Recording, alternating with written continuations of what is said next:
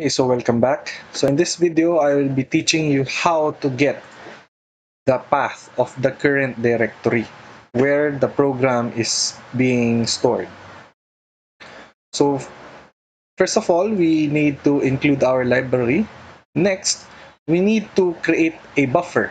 Okay, so the buffer name here is called hdir, which has a length of 256. Okay?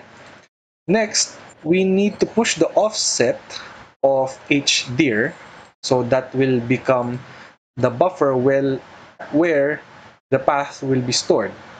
Okay, next we push 1024, and then we call the get current directory API.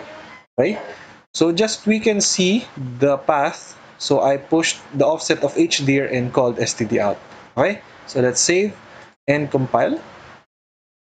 No problems. So I will run the program. So sample exe.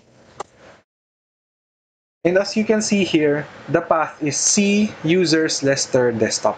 Okay, so that is how you do it. And I hope to see you again next time.